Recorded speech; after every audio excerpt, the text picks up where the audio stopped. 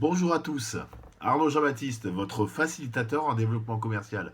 Je suis ravi de vous retrouver pour cette nouvelle vidéo où nous allons aborder les pièges de la négociation commerciale. Il est important de rappeler la définition. La négociation commerciale est avant tout une démarche de communication où les parties en présence recherchent l'entente par des concessions mutuelles pour atteindre un but commun, acheter pour l'une des parties et vendre pour l'autre partie. Il faut convaincre de la nécessité d'acquérir le produit. Il y a des mots importants dans cette définition. Communication, concession mutuelle, but commun. Ces éléments, il est primordial de les garder à l'esprit. Il y a 5 phases à ne pas négliger dans cette négociation commerciale. Tout d'abord, la phase de préparation. C'est là où on recueille tous les éléments. On construit cette négociation. Deuxièmement, le premier contact, les premières secondes. C'est ce qui va donner le ton de l'échange et la perception qu'on va avoir de vous et de votre produit. La troisième étape, c'est l'écoute active. Il y a une différence fondamentale entre entendre et écouter. La quatrième étape, c'est la négociation. La présentation de l'offre, l'argumentaire, la réponse aux objections. Une phase assez complexe, mais il faut bien la travailler. Et on finira par la cinquième phase, tout aussi importante que les autres, c'est la conclusion. Le closing pour les anglo-saxons. Phase à ne pas négliger. Mais tous ces éléments, nous les verrons dans une autre vidéo, car le sujet aujourd'hui, ce sont les pièges de la négociation commerciale.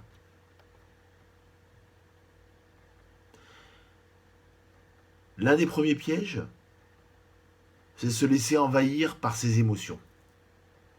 Les émotions sont contagieuses.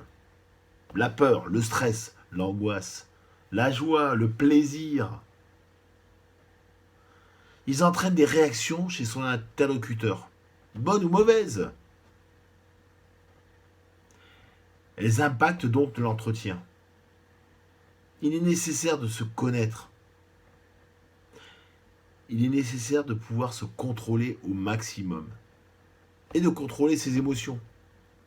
Donc il faut agir en conséquence. Et là, c'est une préparation et une anticipation importante.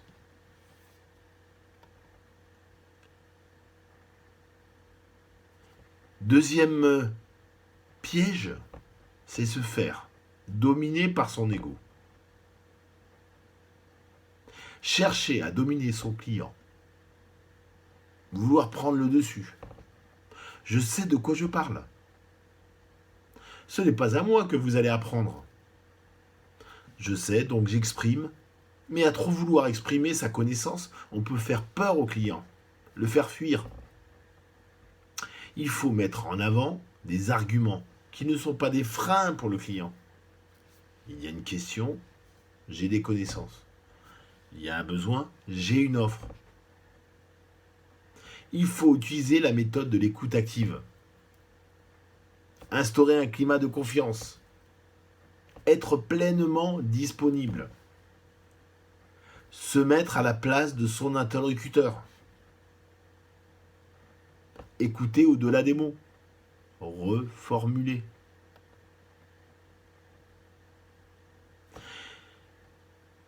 Un autre piège, c'est croire en la position de force de son client. Il y avait une formule très importante qu'on utilisait souvent, le client est roi. Mais le client n'a pas toujours raison. Le client a un besoin et vous avez une offre. Vous avez sans doute quelque chose que vous pouvez lui apporter. Le levier se trouve dans la position d'égalité. L'acheteur a plus à perdre que vous, tout au moins autant. Un client, un fournisseur. Se sentir personnellement visé par les contre-arguments. L'instinct vous pousse à recentrer le débat sur vous-même, à vous défendre. Mais la discussion s'éloigne du chemin vers une solution. Gardez la maîtrise de l'entretien. C'est le client qui a un besoin. Pour cela, utilisez la méthode de la reformulation.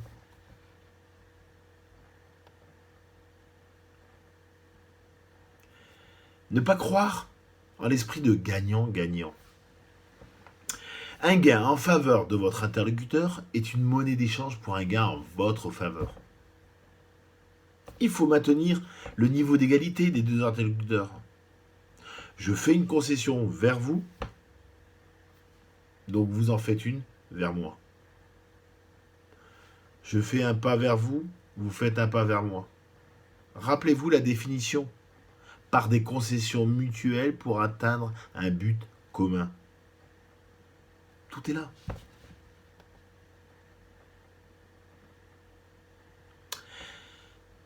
Enfin, ne vous laissez pas vous distraire par l'attitude de votre interlocuteur. L'intimidation, les menaces, le ton désagréable de votre interlocuteur ne peuvent se substituer à de bons arguments et indiquent souvent une position précaire de votre interlocuteur.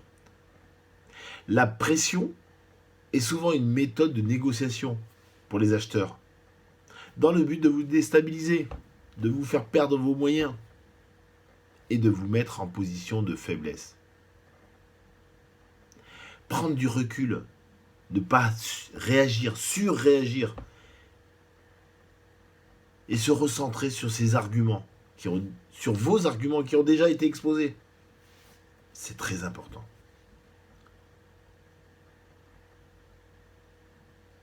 Enfin, se sentir en obligation de résultat. Vous avez investi beaucoup de temps et d'efforts et vous vous dites qu'il vous faut un résultat. Le résultat. Mais un accord ne se conclut que si l'ensemble des intervenants le valide. Il est préférable d'obtenir une bonne conclusion qu'un mauvais accord. Un bon accord n'est pas défini par l'effort fourni pour y arriver. En conclusion, il y a un acheteur, un vendeur, un besoin, une offre. D'où l'importance de la préparation des entretiens. Plus on est préparé, plus les émotions perdent de leur influence dans la négociation. L'anticipation est gage d'aisance. Évitez les négociations si l'environnement n'est pas favorable. Prenez du recul par rapport à votre personne. Et faites des analyses a posteriori sur ce qui était bien, pas bien, ou moins bien, pour améliorer et être plus performant la négociation suivante.